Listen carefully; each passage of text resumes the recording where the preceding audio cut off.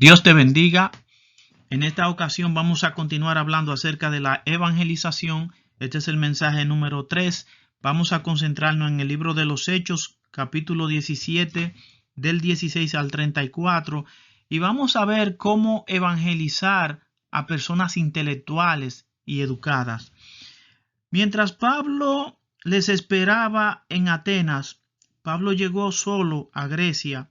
Estaba esperando a Timoteo y a Silas, que estaban en Berea. Su espíritu se enardecía viendo la ciudad entregada a la idolatría. Este debe ser el sentir de los hombres y mujeres de Dios cuando ven una ciudad o un pueblo, una nación entregada al pecado, en este caso la idolatría. Debemos de sentir dolor por el pecado. Dice la palabra en Mateo capítulo 24, versículo 12, el Señor Jesús dice que en el final de los días, por aumentar la maldad, el amor de muchos se enfriará. Eso es dureza de corazón. Al aumentar la maldad, el corazón se enfría. En otras palabras, vamos perdiendo el primer amor con el Señor. Y cuando se pierde el primer amor con el Señor, ya no sentimos dolor por el pecado. Ya no nos molesta. Por eso es importante estar siempre en un primer amor con Cristo. Así que discutía en las sinagogas con los judíos y piadosos y en las plazas cada día con los que concurrían. Fíjate que cada vez que Pablo llegaba a una ciudad, lo primero que hacía era ir a la sinagoga de los judíos y les testificaba de Cristo primero a los judíos. El Señor Jesús, en el relato de Lucas, capítulo 8, versículo 39, del endemoniado gadareno, que el Señor expulsó de él legiones de demonios. Este hombre quería seguir a Jesús, ya después que estaba sano, y el Señor se lo prohibió y le dijo: vete a los tuyos y testifícale cuán grandes cosas Dios ha hecho contigo. Ese es el orden bíblico. Cuando conocemos a Cristo, debemos de testificar primero a los nuestros, a nuestra casa, a nuestra familia. No quiere decir que no lo hagamos con otras personas, que tengamos la oportunidad, pero nuestra casa y familia es prioridad. Y así lo hacía también Pablo. Y algunos filósofos de los epicúreos y de los estoicos disputaban con él, y unos decían: ¿qué querrá decir este palabrero? Y otros: parece que es predicador de nuevos dioses, porque le predicaba el evangelio de Jesús y la resurrección. Estos filósofos epicúreos, estos eran seguidores de un filósofo griego que se llamaba Epicúreo. La doctrina de ellos enseñaban, los epicúreos, que el ser humano debe aprender a disfrutar la vida al máximo y vivir la vida sin estrés y organizar su vida de tal forma que elimine el estrés. Porque ellos decían y creían que la existencia de los dioses, que los dioses existían, pero que los dioses vivían ajenos a los asuntos humanos.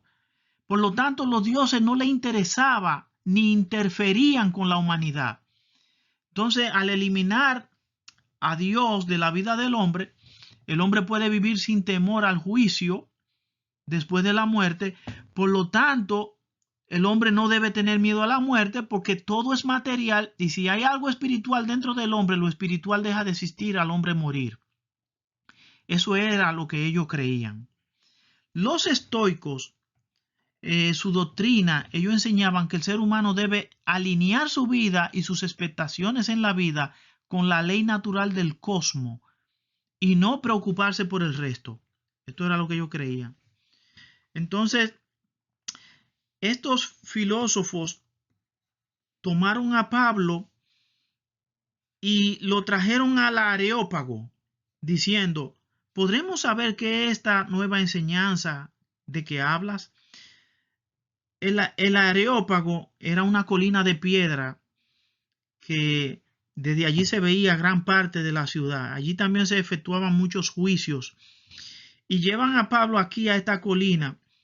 Y estas enseñanzas nuevas que ellos se refieren, ellos dicen, es en referencia al Evangelio y la resurrección que Pablo venía predicando. Y ellos dicen, estas cosas son nuevas para nosotros. ¿Qué es esto? ¿Qué es esto? Entonces, porque todos los atenienses y los extranjeros residentes allí en ninguna otra cosa se interesaban, sino en decir o en oír algo nuevo. Ellos ocupaban la mayor parte de su tiempo en oír o en decir cosas nuevas. Y al escuchar a Pablo, esto era nuevo para ellos. Ellos querían saber de esto, la resurrección y del Evangelio. Verso 22. Entonces Pablo, puesto en pie en medio del Areópago, dijo: varones atenienses, en todo observo que sois muy religiosos. Podemos ver en este verso que Pablo se dirige a ellos con mucho respeto. Eso es importante cuando predicamos el Evangelio a personas no creyentes, hacerlo con respeto. Y aquí cierto grado de admiración, porque él dice, observo que sois muy religiosos. Porque pasando y mirando vuestros santuarios, hallé también un altar en el cual estaba esta inscripción: al Dios no conocido, al que vosotros adoráis, pues sin conocerle es a quien yo os anuncio. Si Pablo hubiera comenzado su discurso, por ejemplo, narrando la historia del pueblo judío y asociando a este Dios no conocido con el pueblo judío, diciendo, por ejemplo, este es el Dios de nuestros padres, Abraham, Isaac, Jacob, nos libró de Egipto y a través de él viene el Mesías, a través del pueblo judío. Si él hubiera comenzado su discurso así, al instante lo hubieran rechazado. ¿Por qué? Porque a ellos no le interesaban escuchar la historia del pueblo judío. Dice que ellos estaban allí en la plaza esperando escuchar alguna nueva filosofía, algún nuevo pensamiento el cual ellos nunca antes habían escuchado. Entonces, Pablo comienza su discurso buscando un punto en común entre ambos. Ellos tienen muchos altares y tienen un altar al Dios no conocido, tal vez por temor a perder las bendiciones de este Dios, o no sea que este Dios se enoje y le envíe algún castigo. Vamos a hacerle un altar también a él. Entonces, Pablo dice, ustedes adoran a este Dios. El problema es que ustedes no lo conocen, lo adoran sin conocerle. Pero este mismo Dios que ustedes adoran sin conocer es el Dios que yo les anuncio. Entonces ahí Pablo está estableciendo una base, un punto en común entre los dos. Ellos adoran a este Dios, no lo conocen y Pablo les quiere anunciar este mismo Dios. Ahora Pablo va a dar a conocer este Dios al que ellos no conocen. Aquí Pablo comienza a dar a conocer a Dios.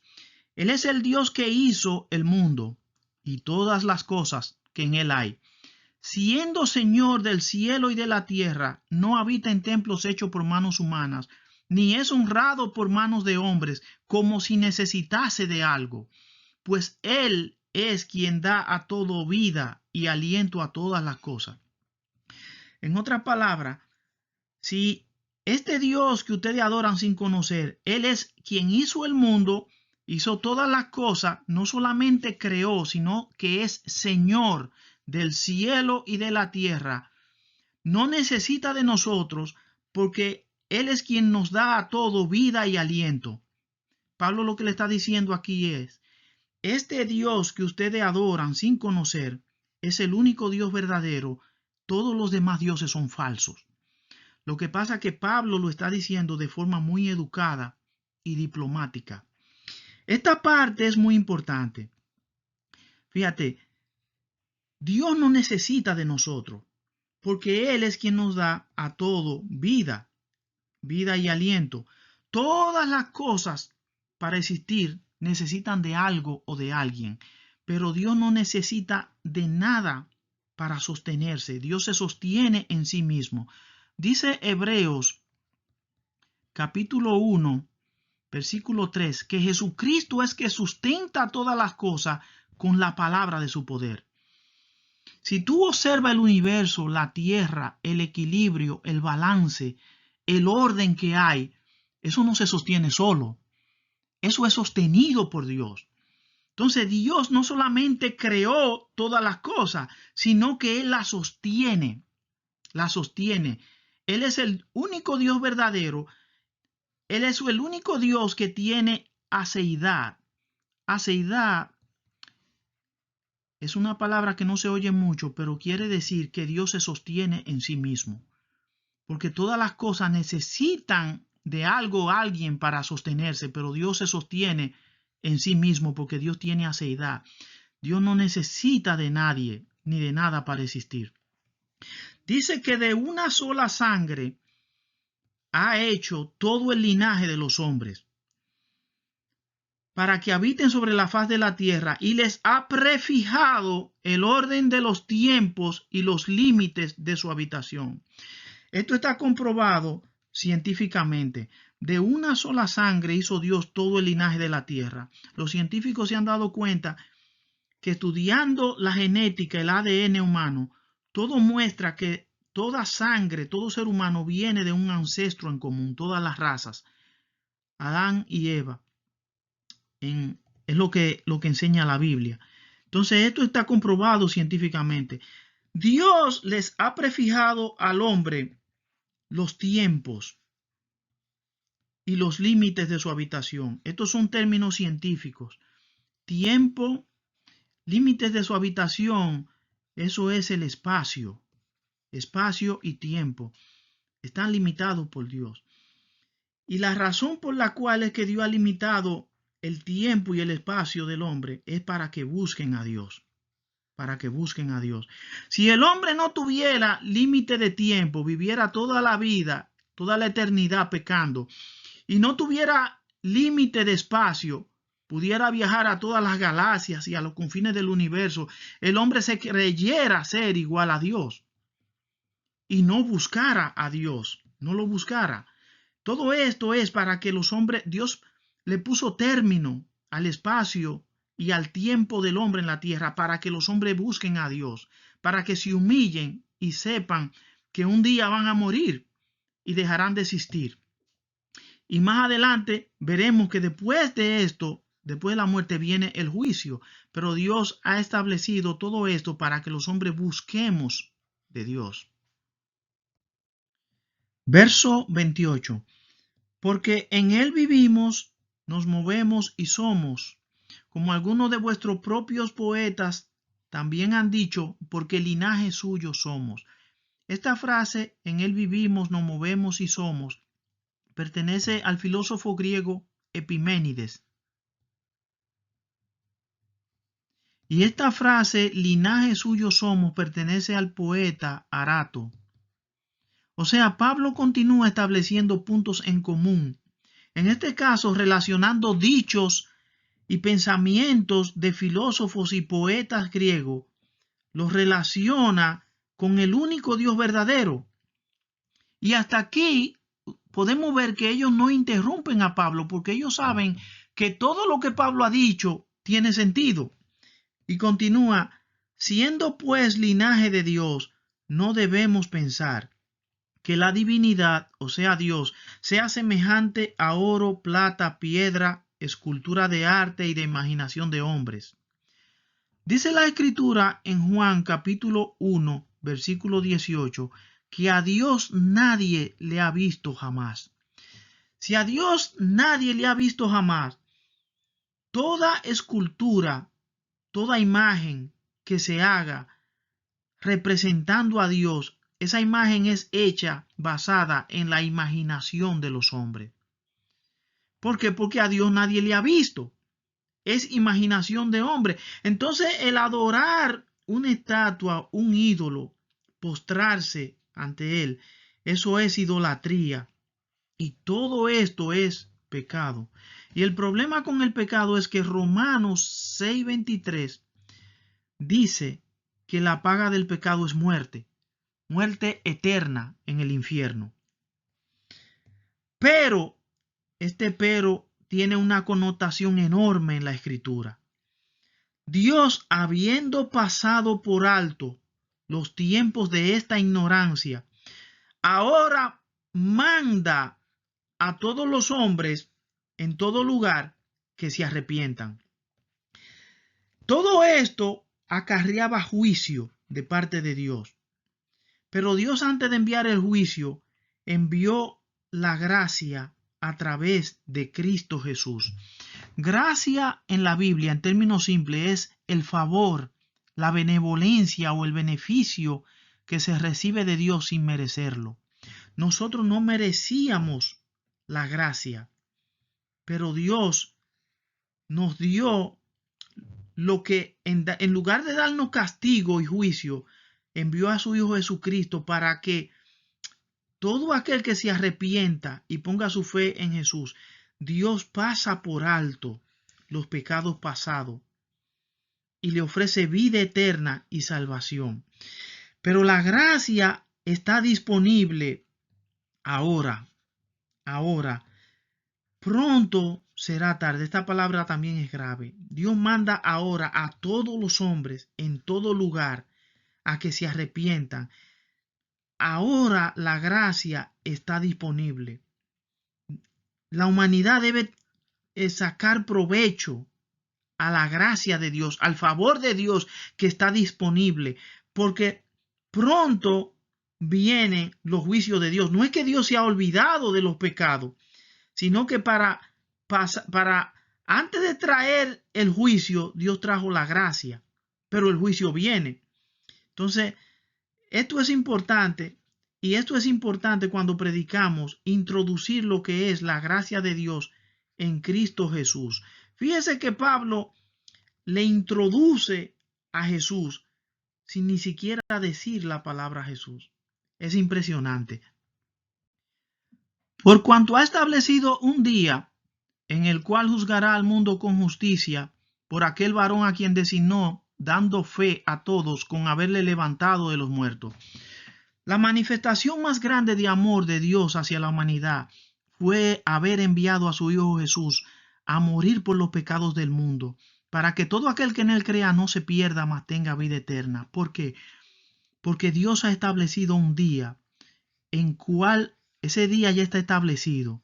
La fecha solo Dios lo sabe, en el cual Dios juzgará al mundo con justicia. Fíjate, la justicia de los hombres es imperfecta, porque hay personas que están presos que en realidad son inocentes, y hay otros que están en la calle que en realidad son culpables. Lo que pasa es que no se ha recopilado la prueba suficiente para demostrar su culpabilidad. Pero en el juicio de Dios no sucede esto. En el juicio de Dios no hay faltas de prueba. ¿Por qué? Porque dice el libro de Hebreos, capítulo 4, versículo 13, que no hay cosa creada que no sea manifiesta ante su presencia. Antes bien, todas las cosas están desnudas y abiertas ante los ojos de aquel al quien tenemos que dar cuenta.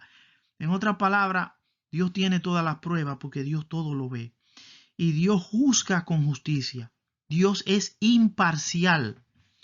Entonces, juzgará con justicia por medio de aquel varón a quien designó. Este es Jesucristo. Este es Jesús. Dando fe a todos con haberle levantado de los muertos. Dice Primera de Corintios, capítulo 15, versículo 6, que Jesús, después que resucitó, apareció a más de 500 personas al mismo tiempo, dando fe de que Cristo resucitó de los muertos. A más de 500. Lo levantó de los muertos, dice, pero cuando ellos oyeron de la resurrección, cuando ellos oyeron la resurrección de los muertos, unos se burlaban y otros decían, ya te oiremos en otra ocasión. La resurrección es un tema importante dentro de la evangelización. ¿Por qué? Porque dice Primera de Corintios, capítulo 15, versículo 14, que Si Cristo no resucitó, vana es nuestra predicación y vana es también nuestra fe. En otras palabras, lo que le da sentido a nuestra fe en Cristo Jesús es creer que así como Dios levantó a Cristo de los muertos, un día también nos levantará a nosotros. Esa es la esperanza del cristiano, la esperanza bienaventurada. Una persona que no haya aceptado a Cristo como Salvador no tiene esta esperanza. Por eso es importante incluir la resurrección cuando evangelizamos. De hecho, un cristiano que no cree en la resurrección no es un cristiano verdadero. Es parte de la doctrina cristiana, de la sana doctrina de la fe. Entonces, ellos no creyeron y Pablo salió en medio de ellos. O sea, Pablo no siguió tratando de persuadirlo. ¿Por qué? Porque ya le había predicado todo el evangelio. Le habló de los pecados de idolatría, le habló de que Dios pasó por alto esos pecados enviando la gracia de Dios a través de Jesucristo, y le habló del juicio venidero, de que Dios juzgará todas las cosas y de que Cristo resucitó de los muertos. O sea, le predicó el evangelio completo en este discurso. Cuando nosotros predicamos el evangelio, ya la semilla está sembrada. Hay que dejar que el Espíritu Santo trabaje en el corazón de esa persona. Amén. Más algunos creyeron y se juntaron con él, entre los cuales estaba Dionisio y una mujer llamada Damaris. O sea, este discurso trajo frutos porque hubieron personas que se unieron y allí comenzó la iglesia en Grecia. Así que debemos predicar el evangelio a todas personas y no discriminar. Nosotros no podemos decir, por ejemplo, bueno, a esta persona no le voy a predicar porque esa persona no da como frutos de que aceptará a Cristo.